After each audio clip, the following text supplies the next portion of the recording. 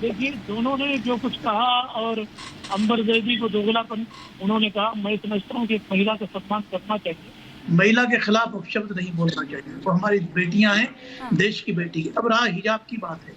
Iran में जो protest हो रहा है उनका राइट है कि वो प्रोटेस्ट कर रही हैं। मगर मैं एक 2-4 आपको उदाहरण देकर के मैं समझाना चाहता हूँ। पाकिस्तान में बेनज़ीर भुट्टो प्रधानमंत्री बनी, वो कितने हिजाब में थी दुनिया ने देखा है। बांग्लादेश में 2-2 ख़वातीन बनी, वहाँ की वज़ीर आज़म बनी और इंडोनेशिया की भी बनी। मैं कहता हूँ देखिए, हिजाब इस्लाम का इंटीग्रल पार्ट ज़रूरी है, मगर ये ज़रूरी नहीं कि आप किसी को थोप दें।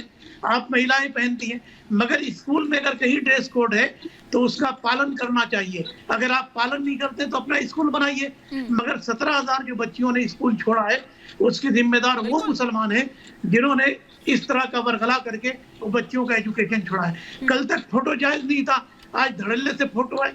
तो मुझे लगता है कि कहीं ना कहीं मुसलमानों को समझौता करना पड़ेगा एजुकेशन में। एजुकेशन बच्चों के लिए जरूरी है। अगर हम नहीं भेज सकते तो हम कॉलेज क्यों नहीं बनाए, हम अपने बच्चों के लिए स्कूल क्यों नहीं बनाए, ये भी उनसे पूछने की जरूरत है। मैं कहता हूं कि जो महिलाएं बुर्के में हैं, हिजाब में, उनका भी सम्मान है, और जो हिजाब नहीं पहनना चाहती ये उनकी मर्जी है। भारत के अंदर भी बात तो आप बिल्कुल सही कह रहे हैं, लेकिन बीच में ये जो समझौता शब्द आपने कहा, इस पर मैं थोड़ा सा जानना चाहती हूँ कि ये समझौता मतलब क्या मजबूरी आप बता रहे हैं क्या इसको? फिर क्या मजबूरी मतलब? आपने कहा कि समझौता करना पड़ेगा। नहीं, देखिए, मैं क्या समझौता में, मुसलमानों को सोचने की जरूरत है कि इस तरह से करने से हमारी बच्चियां एजुकेशन से रुक जाएंगी। तो हमको भी थोड़ा सोचना पड़ेगा। या तो हम स्कूल बनाएं या तो फिर ड्रेस कोड का पालन करें। अगर हम स्कूल नहीं बना सकते, ड्रेस कोड का पालन नहीं कर सकते, कितने स्कूल बनाएंगे आप कितने स्कूल बनाएंगे? आपके ऑलरेडी आपके मदरसे चल रहे हैं, अगर कौन से स्कूल बनाना चाहते हैं जरा बताएंगे? ठीक है। नहीं, मेरी बात पहले सुनो। मैं ये कहता हूँ कि जहाँ ड्रेस कोड है वहाँ ड्रेस कोड का हम पालन करें और बच्चियों के एजुकेशन से ना रोकें। 17,000 बच्चियों ने जो एजुकेशन छोड़ा है, उसके जिम्मेदार हम लोग हैं जो वर्गला रहे हैं। मैं कहता हूँ कि शादियों में चले जाइए, आप देखिए कितना हिजाब की पाबंदी हो रही। तो ये हिजाब उनके लिए है जो पाबंदी करते हैं, जो नहीं करता उनको छोड़ दीजिए। मगर इस पर जो है डिबेट का हिस्सा बना करके तमाशा और हंगामा करने की जरूरत नहीं। ठीक है। तो फिर अंबर जैदी, क्यों फिर हिंदुस्तान के जो सो कॉल्ड लिबरल्स हैं वो नहीं खड़े नजर आते हैं उन बच्चियों के साथ, उन महिलाओं के साथ जो इससे आजादी मांग रही हैं, जो ये कह रही हैं कि ये गुलामी का प्रतीक है, और उसको तस्दीक करती है ईरान से जो तस्वीरें आई हैं?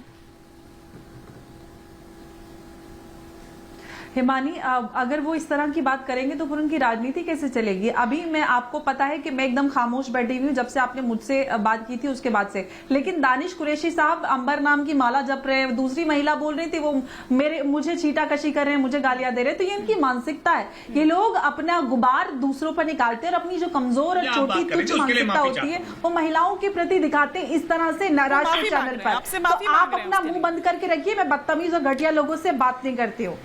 तो आपको पता होना चाहिए मैं खामोशी से बैठ रही, बात कर रही है इसलिए मैंने इंटरवीन किया। क्योंकि मुझे नहीं, अरे स्क्रीन पे मैं स्क्रीन पे नहीं हूँ अंबर, स्क्रीन पर मुझे नहीं दिखाई दे रहा कौन बात कर रहा है। मैं स्क्रीन पर नहीं हूँ इसलिए। ठीक है, चलिए, चाहे कोई भी महिला चलिए, ठीक है। मैं आपने जो बात कही मैं उस पर आ जाते हो।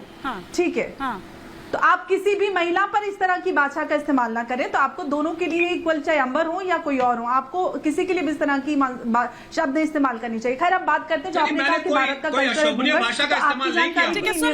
भारत में, हाँ ठीक है, अच्छा ठीक है ना, बात अब बात रखने दीजिए ना। आपने कहा कि भारत, हम राजस्थान में चले जाएं, हरियाणा में चले जाएं तो वहां पर घूंघट की प्रथा देखने के लिए मिलती है। तो आपकी जानकारी के लिए मैं बता दूं कि घूंघट हो या पर्दा हो, ये भारतीय संस्कृति का हिस्सा कभी नहीं रहा है। जब से आक्रांता भारत में आए थे तब से ये कल्चर हुआ था और महिलाओं ने मुंह ढकना शुरू कर दिया था। तो ये पितृसत्तात्मक सोच और जो कल्चर आए आप लोगों के साथ भारत में आया। लेकिन वो लोग जो बात करते हैं महिलाओं की आजादी की, और आप महिलाओं की आजादी की बात करते हैं, लेकिन आप अपनी सोच कमजोर महिलाओं पर थोप देते हैं। आप महिलाओं की चरित्र को एक कपड़े के टुकड़े से तोलते हैं। महिलाओं की इंडिविजुअलिटी नहीं होती, उनका कोई चरित्र नहीं होता, उनका कोई व्यक्तित्व नहीं होता। सब कुछ एक कपड़े के टुकड़े पे निर्भर करता है। अगर कपड़ा ओढ़ लिया तो आप बहुत अच्छी महिला है, वरना आप तो बिल्कुल एजेंडा ड्रिवन है। आप बीजेपी आरएसएस की दलाल हैं, आप ये हैं, आप वो हैं। आप महिलाओं की इज्जत सिर्फ एक कपड़े के टुकड़े से करते हैं कि उसने सर पे कपड़ा ढक लिया काला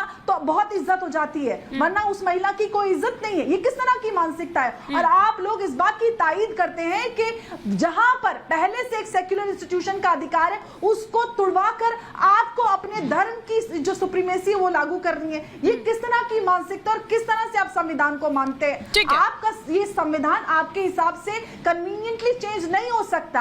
आपको देश का संविधान मानना पड़ेगा और देश का संविधान जो धार्मिक आजादी आपको देता है वो इंडिविजुअल का राइट है, वो एक समूह का नहीं कि ग्रुप आएगा और सब पे आतंकवाद मचाएगा या आतंक मचाएगा। तो आप समझिए संविधान को ढंग से फॉलो कीजिए। ये हर जगह धार्मिक आजादी देता है, धार्मिक अधिकार है, लेकिन संविधान सम्मत ना हो तो इसका भी थोड़ा सा दानिश कुरैशी साहब ख्याल रखना चाहिए कि नहीं रखना चाहिए। अब ऐसा तो हो नहीं सकता है कि कोर्ट के बाहर जाकर आप वहां पर नमाज पढ़ने लगे या हम लोग जाकर वहां पर हवन पूजन करने लगे, ऐसा तो नहीं हो सकता है ना।